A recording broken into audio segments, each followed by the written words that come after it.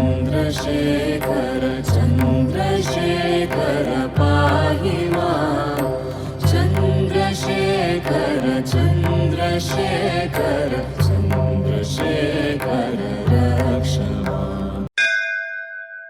வணக்கம்.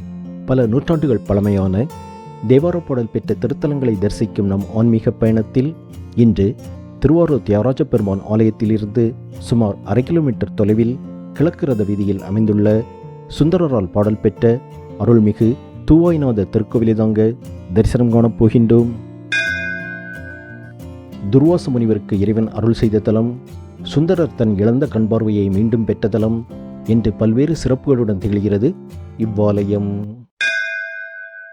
கோபுர தரிசனம் கண்டு கோவிலுக்குள் சென்றால் நந்தியம்பெருமான் இறைவனை நோக்கி அமர்ந்திருக்க வலதுபுறத்தில் பஞ்சின் மெல்லடியாள் அம்மன் சன்னதியும் இடதுபுறத்தில் அக்னி மூலையில் தீர்த்த குளமும் காணப்படுகிறது.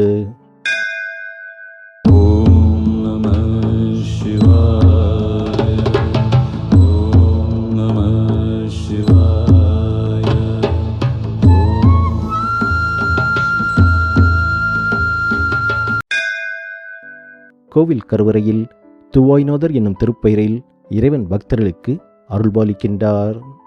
தென்னாடுடைய சிவனே போற்றி, என் நாட்டவர்க்கும் இறைவா போற்றி, தேசநடி போற்றி, சிவன் தேவடி போற்றி.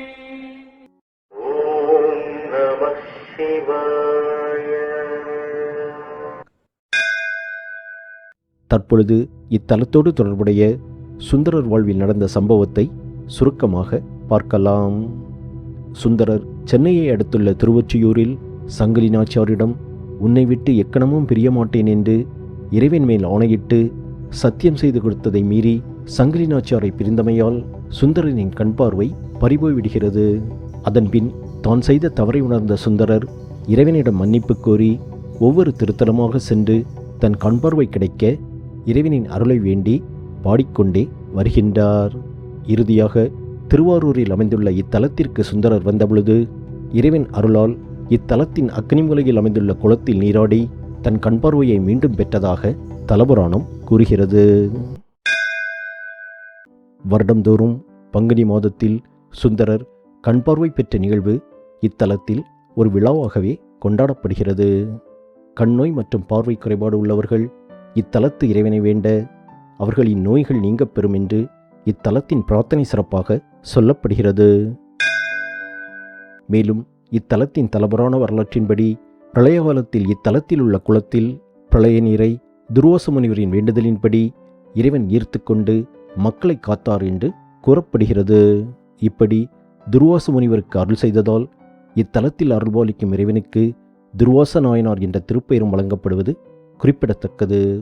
இத்தலத்தின் கணபதி சன்னதியில் துர்வாச முனிவரின் சிலையும் காணப்படுகிறது. இப்பகுதி மக்கள் இத்தலத்தை துர்வாச கோவில் என்றே அழைக்கின்றனர். மீண்டும் ஒரு திருக்கோவில் தரிசனத்தில் சந்திப்போம். நன்றி, வணக்கம்.